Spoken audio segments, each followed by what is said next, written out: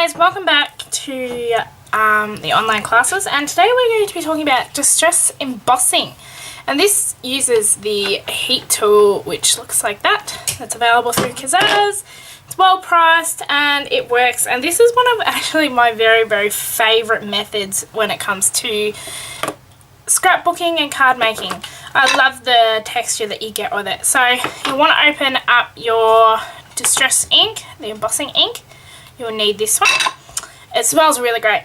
I will admit it smells really Christmassy, so when you're making Christmas cards it's a really nice smell. And you want your stamp, and just ink up your stamp like so. You really don't need much at all of this either. So I've inked that up. I accidentally got a bit of ipsy poops on there, and I'm just going to stamp that straight onto this scrap piece right there. It looks a bit orange because I just got some previous ink on there too. So with this, you'll want a little extra piece folded in half, and that will catch your extra. I'm just using embossing powder in white, which is also available through Kazaz, and I'm just going to cover that up like this, and this is when it starts to kind of come to life as well.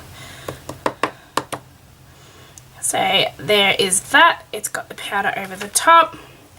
Then I can take this bit here that's left on here and put it straight back into my jar. Embossing powders can be messy, so be mindful of that as well. So I'll screw the lid back on that, and then we'll fire up the heat gun.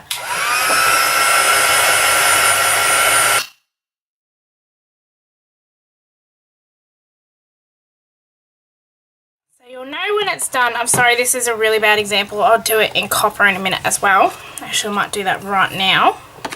So I'll just ink this back up and we'll do another stripe of it. I'll do it right here.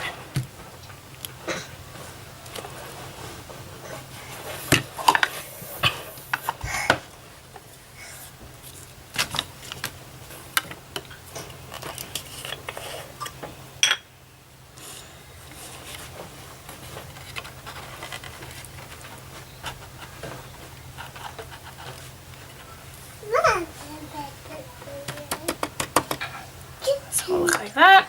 Give it a good flick on the back.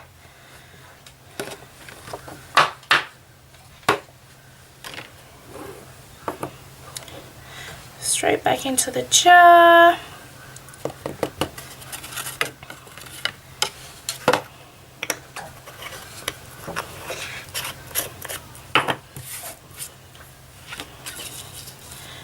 Notice I got a little bit of mess there, so I'm just going to clean that up.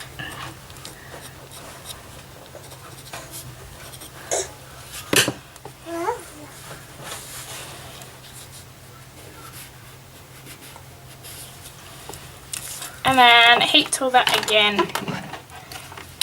So you know when it's done, because it will go nice and shiny as opposed to the flat powdery look. So now the best part about this, and this is why I've done the first one in white, is now you can grab your actual distress inks itself and ink up a blending tool like so, and now you can just kind of sweep over the top like that,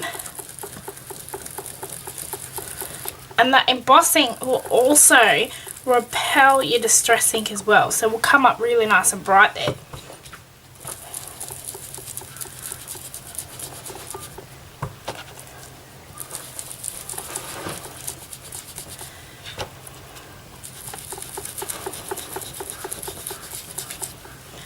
So I'll come up like that, and it does repel, as I said, the inks as well. So you can blend straight over the top of that, get a beautiful, nice, solid colour. So that is pretty much all I can really say about these wonderful embossing inks. Honestly, this is my favourite one, even compared to a lot of like pigment inks and stuff that are good for embossing. This is my favourite embossing ink.